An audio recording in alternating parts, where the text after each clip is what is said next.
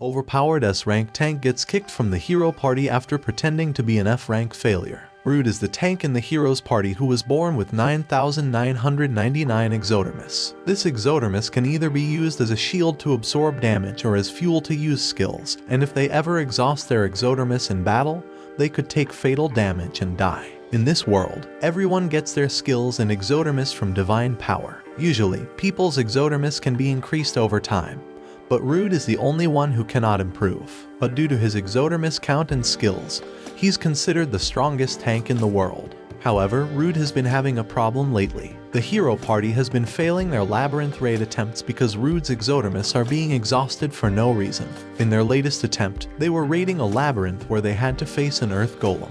As you might guess, Rude's job is to be a meat shield.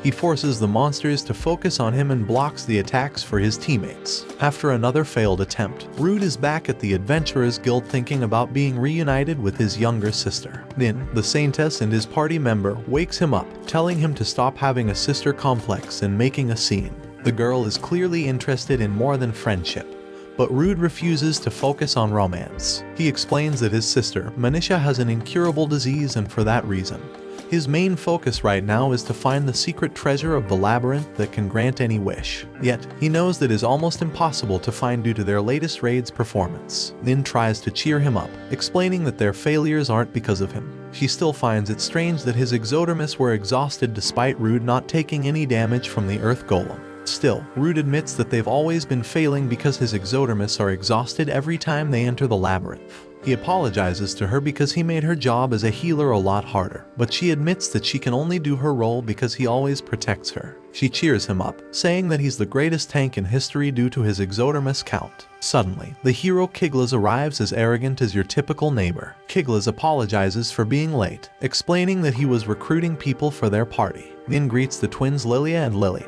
but Rude is confused to see there are two new girls. Nin gets angry and steps in, wanting an explanation from Kiglas. She reminds him that groups that explore the labyrinth can only have up to 6 people, but they now have 7 members. Kiglas corrects her, explaining there's 6 because, from this moment forward, Rude will be kicked. Rude doesn't understand why, but Kiglas explains it's because he's useless. In reality, Kiglas is the only person happy with this decision. The remaining girls simply cannot have a word about it. Kiglas starts recalling yesterday's battle. Rude blocked one of the golem's attacks, but he then lost all his exodermis after everyone decided to attack. That made Kiglas realize that he couldn't make any progress as long as Rude was around, so he decided to kick him. Nin tries to defend, explaining there must be a reason why he's randomly losing his exodermis. Yet, Kiglas blames 2 of Rude's unknown skills. Despite Nin's attempt to defend Rude, Kiglas simply ignores her, explaining the new 2 members are 2 evasion tanks. In short, they don't need a meat shield that can only take damage because evasion tanks can dodge the attacks and hit the monsters. After hearing those words, Rude accepts his fate and walks away. However, Kiglas stops him and steals his sword, explaining that it's a payment because they haven't made any profit recently. Kiglas then walks away while laughing at the fact that Rude is a useless tank. The girls follow Kiglas, not before comforting Rude. They claim that he's been amazing and wish him luck. Nin starts crying and asks if this will be the last time. They see each other. Rude holds her hand, telling her that he will return to his hometown and that she should visit him and his sister in the future. Nin tears up at the lovely comments, but she stays Tsundir and declares that she will not miss him. Rude then sits by the fountain considering his situation. He wonders if Kiglas was right about his 2 unknown abilities being the reason why his exodermis have been exhausted. The only reason for him to find out is if someone with the Identify skill tells him about his skills. The only problem is that skill is so rare that its last known user is already dead. Suddenly, he overhears a group talking about their new escort mission to Cuirass City. Since his hometown is on the way, Rude asks the group to join them. Yet, despite that Rude is huge, the group asks about his adventurer rank. Rude gets nervous because he's still F-rank because he never wanted to update his adventurer status. Luckily, one of the girls recognizes Rude as the tank from the hero's party. They quickly accept him, and they jump into the wagon to escort the old geezer. They take a long trip and are about to reach Cuirass, but since the weather is foggy, the geezer asks if they should take a break. Yet, Rude reveals he has a bad feeling and advises him to proceed. Suddenly, Rude feels something and orders the geezer to stop the wagon. He feels like there are bandits nearby and decides to check out. He then sees a young girl who collapses. Since he doesn't sense someone nearby, he concludes this isn't a trap. He kindly approaches the girl, but she's afraid of him. A sudden burst of wind then exposes that the girl has a magic stone on her chest. Rude gets shocked to see this, but the geezer shouts there's a monster. A huge forest snake appears, and the girl hides behind the trees. Rude's group members are a bunch of cowards who want to run before trying. Yet, Rude simply uses his skill to provoke the snake and make it focus on him. The snake spits some poison which is mostly blocked by Rude's shield. Some of that poison hits him though, making everyone worried because the poison is lethal.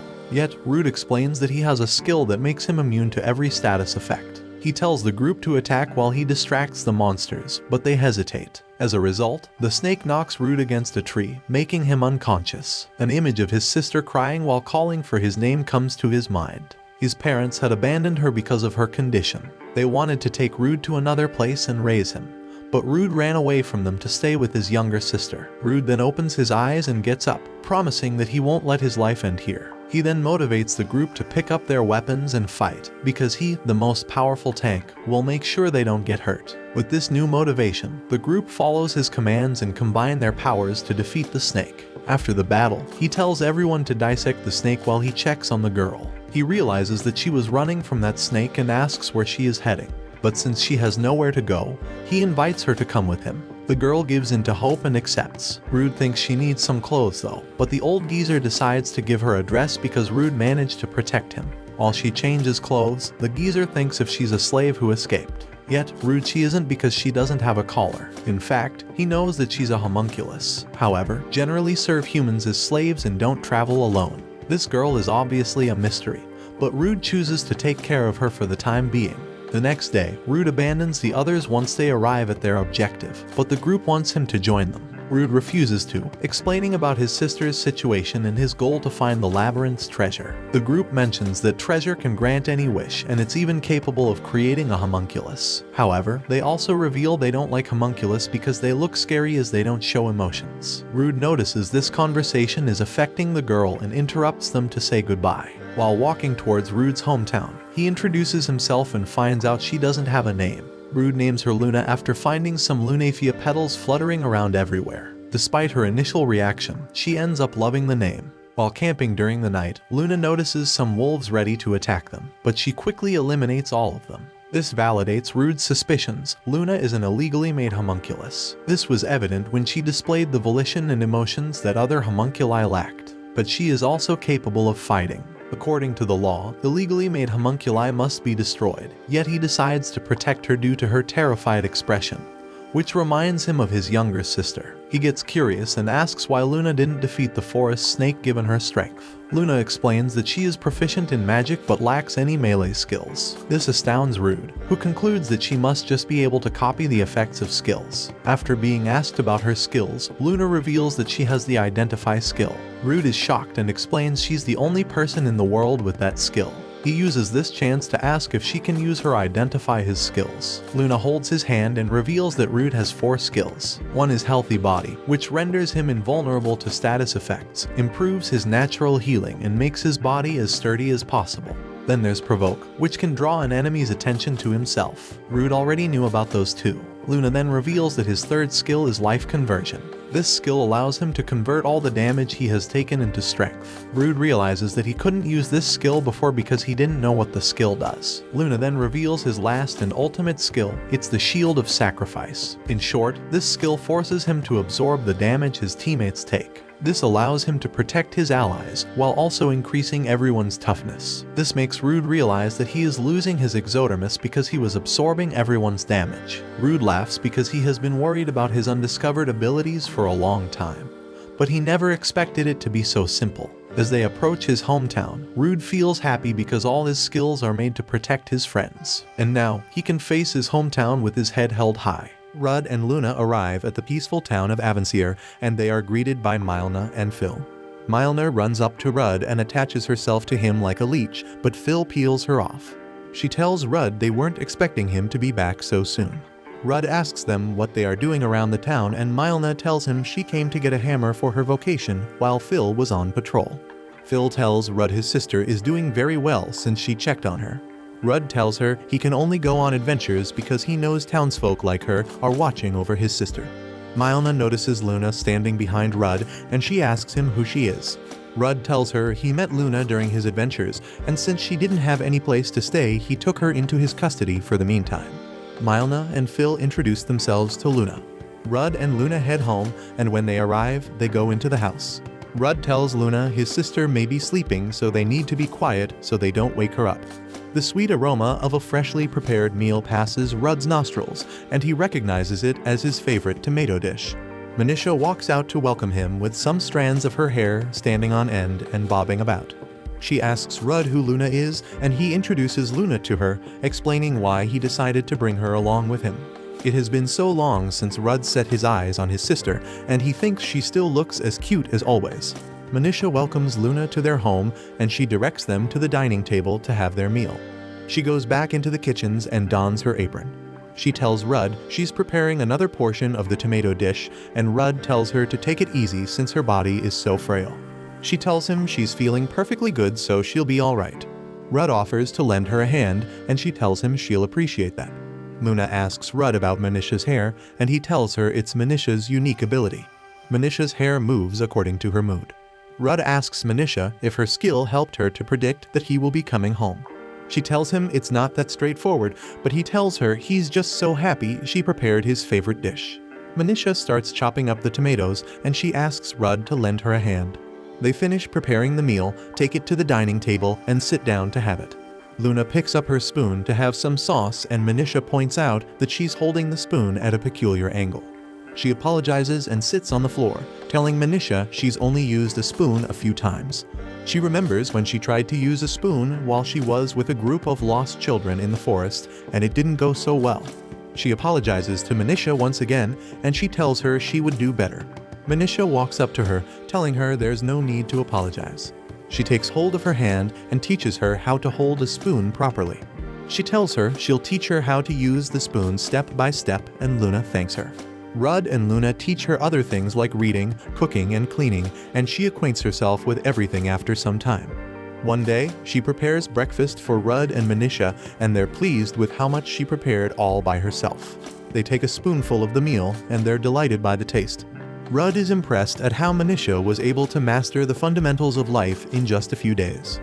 He wonders if that's the unique learning ability of the homunculi. After having breakfast, Manisha tells Rudd to give Luna a tour of the town since that day had such lovely weather. Rudd tells Manisha he can use that opportunity to introduce Luna to the town folk, and Luna dreads meeting new people. Manisha tells him she'll lend Luna some of her clothes, and she gets up from the dining table to get the clothes. She comes out with a blue gown, and she tells Luna she'll help her dress up. Luna takes the gown from Manisha and tells her she'll dress herself up. She rushes to her room and shuts the door behind her. Luna asks Rudd if she somehow upset Luna, but he knows Luna was reflexive because she didn't want Manisha to see her magic stone. Rudd takes Luna to town, and he tells her the town doesn't have a church or an adventurer's guild, just a blacksmith and a pharmacy. Only the orchard stands out in the little town. As they are walking, Rigil, Milna's father, says hello to Rudd, and he introduces Luna to him.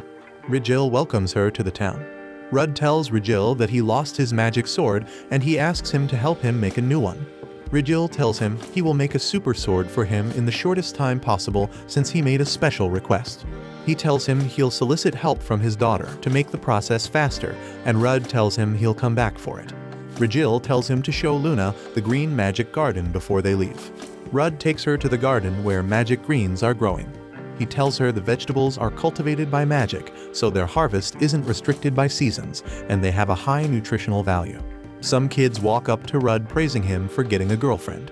He tells them Luna is just his companion and not his girlfriend. They tease him, telling him he probably can't bag a girlfriend anyway because he has a sister complex. He asks them who taught them such a thing, and they rat out Phil. Suddenly, Granny Jiggy calls out to the kids and orders them back to the garden. This makes Luna remember working as a slave in the past, and the crack of a whip as it lands on the back of another slave. This sound makes her dreadful. Rudd tells Granny Jiggy she's still as healthy as always, and she thanks him for the compliment. She walks up to Luna, who is still lost in memory, and asks Rudd if she's his girlfriend. He tells her she's not, and he introduces her to the granny, who is the town's pharmacist.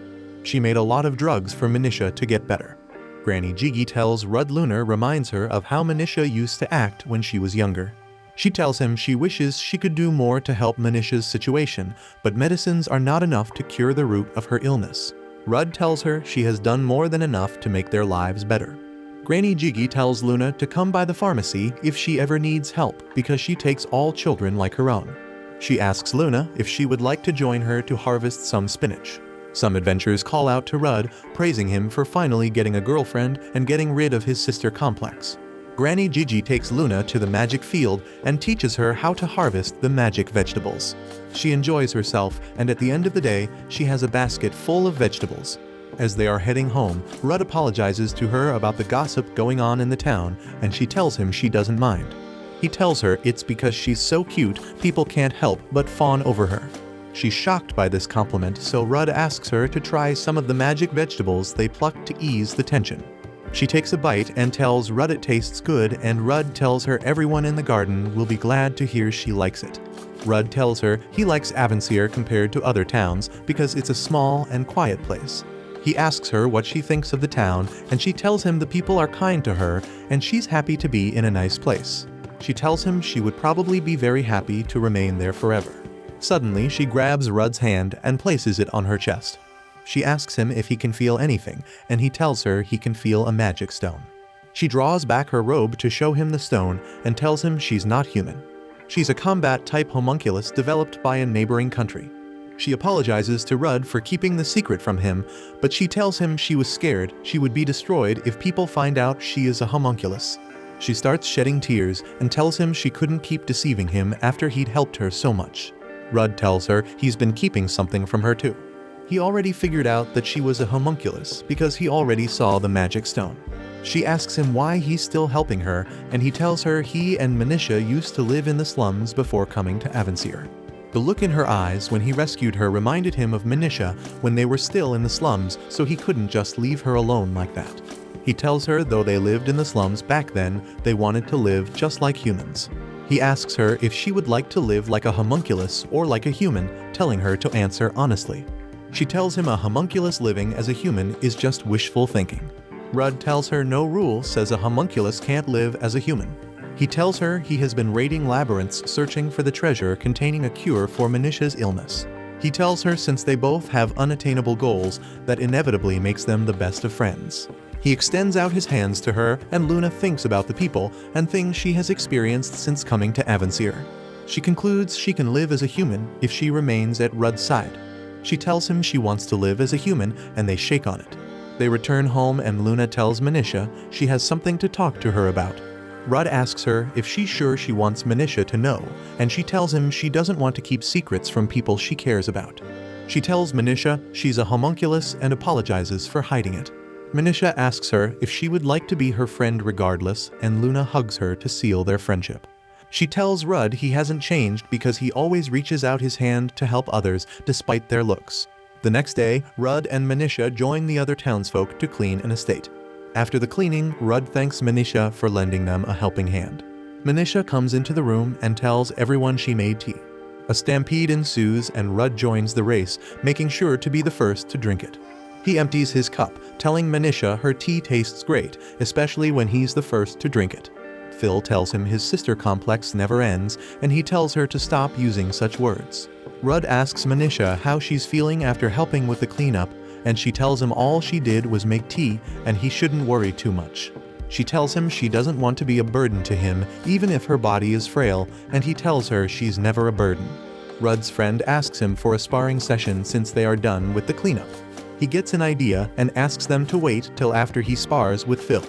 They go out to the field outside, and Phil understands Rudd wants to test the skills he doesn't know about through sparring. He tells her he wants to go all out since he's facing the vice leader of the Vigilante Corps. They set the sparring conditions, and a referee starts the session. No one makes a move for a while, and suddenly Phil swings into action, but Rudd blocks her attack with his shield, which reduces his shield force. This continues for some time, with each attack reducing his shield force. Rudd notices Phil has gotten a lot stronger since they last dueled. Luna tells Manisha Phil looks strong, and Manisha tells her unlike the Vigilante Corps who don't leave the village, Phil and Rudd have the opportunity to go to other towns to hone their skills. So they are much stronger than the average Vigilante. The Vigilante Corps members cheer for Phil, while Luna and Manisha cheer for Rudd. He's distracted by their cheers, and Phil takes advantage of this. She tells him he has a lot of time to be looking somewhere else during a sparring session as she slashes at him with her sword. He blocks it with his shield, but her sword grazes him a bit, and he thinks he can use her attack against her. He steps back, but he loses his balance, and Phil capitalizes on that to try to land a big attack, but Rudd blocks it and counters. Phil is knocked into the air, and she falls to the ground. She's surprised he broke through her shield force in just one hit. The vigilante members wonder if Rudd learned a new attack skill since he destroyed Phil's shield force with one hit. Rudd walks up to Phil and compliments her for getting stronger, but she tells him she's still not strong enough to beat him. She asks him what skill he used to defeat her, and he tells her the skill is called life conversion. The skill allows him to turn the shield force consumed in battle into power. He thanks her for letting him use the duel to test the power of the skill. As a tank, Rudd was always focused on defense, but with this new skill, he finally has some attacking power. He asks who would like to go next, but the vigilantes all chicken out. Luna tells Manisha Rudd is amazing, and she tells him he is unlike her. She remembers when she was abandoned when she was younger, and Rudd came back to rescue her. Suddenly, she wakes up. It was all a dream, but she wonders if Rudd is really happy. She knows he would be able to live more freely if he didn't have to look after her because she's held down by her illness. Watch this next video. See you on the next one.